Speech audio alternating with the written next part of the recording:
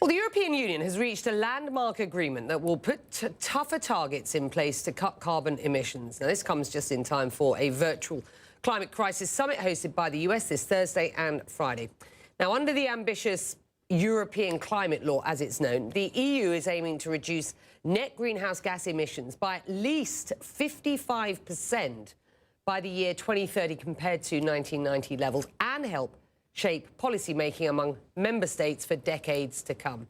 Now, all of this to further cement the EU's commitment to reach zero net greenhouse gas emissions by 2050.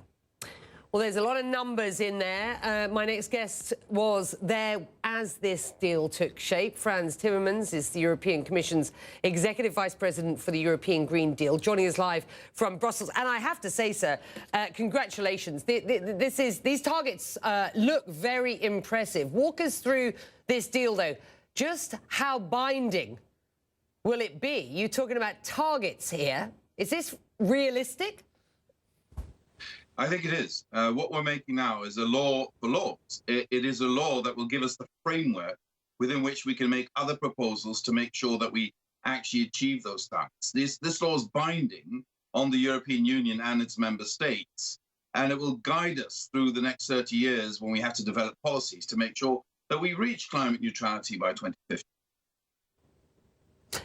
What does that mean for those who are new to the issue of climate change? It will not be new to anybody around the world by the end of this year. We have COP26, of course, in Glasgow in November, and there's an awful lot of momentum ahead of that. But what do we really mean when we talk about net zero emissions by 2050?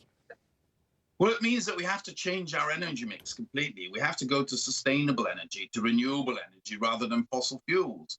It means we have to look at the way we produce our food in a different way. It means we have to look at a way we build. It means that we look at the way we move around, we organize our transport.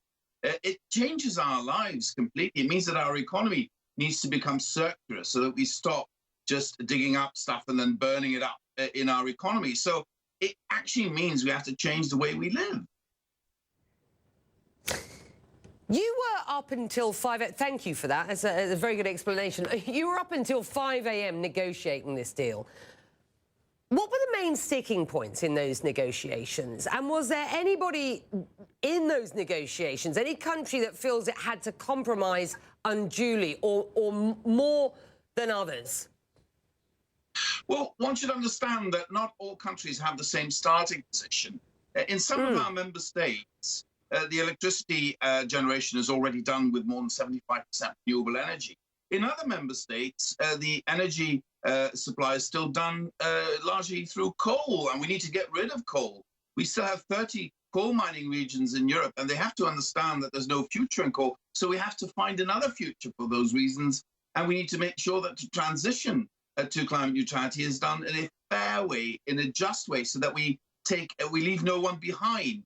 And of course, this is not the same challenge for every member state. So some member states are a bit more worried than others. Can we do this? Is this possible for us? Does this not lead to a lot of unemployment? So we need to provide assurance that we will leave no one behind. And that's no mean feat. That's going to be difficult, but it's feasible. Poland is a good example here, isn't it? It relies on coal for 80% of its electricity.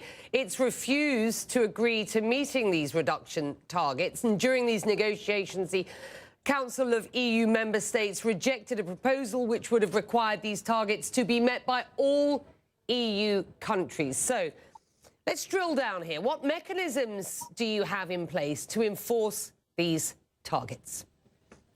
Well, first of all, if you see what amounts of money we're mobilizing in this pandemic to recover from the economic effects of the pandemic and combine that with the European Green Deal, and you see the amounts of money that Poland can then use to restructure its economy, I think Poland is willing to do this. Secondly, there is a strong push from public opinion in Poland. Polish citizens want cleaner air. They want a different economy. They want to get out of coal into the new economy. So we have a huge opportunity right now because we're mobilizing so much money to recover from this pandemic, to do it in a way that is sustainable, that sets us on a path to a climate neutral society. And I think there's a lot of enthusiasm in many parts of Poland to be part of that. And there is an outpour of solidarity from other member states to help Poland achieve that with a lot of money, up to almost 1/3 of Polish GDP will come funds from provided by other member states. With respect, sir, I asked you what mechanisms do you have in place to enforce these targets. You are talking about, and rightly so, with great enthusiasm, the mobilisation of an opportunity here. That, with respect, that's not the answer to the question that I put to you.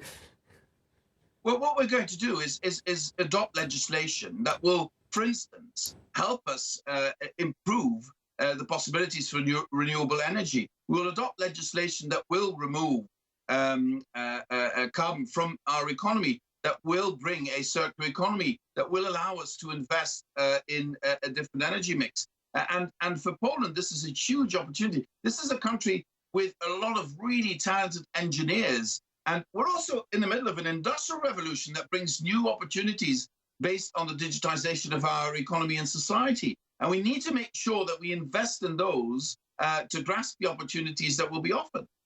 Right.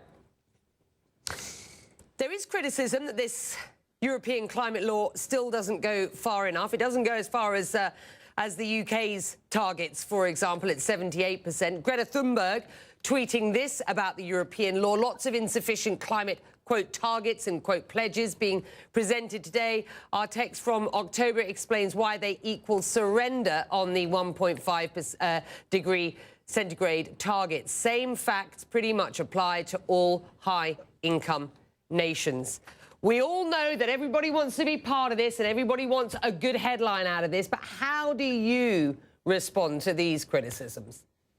Well, I disagree with it. Of course, it's always possible to be more ambitious, but I believe we've pushed the envelope as far as it can go in democracies where you need the majority to support what you're doing. And I'm absolutely confident that this will take us on a trajectory that will allow Europe to be climate neutral by 2050. And that probably makes us the first continent on Earth to be climate neutral. Well, if others beat us to it, if the United States beat us to it, great, it would be wonderful. This is one race I wouldn't mind losing as long as we all get to climate neutrality by 2050. And I'm confident that with this package, with this, with these ideas, we can get Europe to achieve that. And I think, setting this in law will also discipline our member states to take the measures that are needed.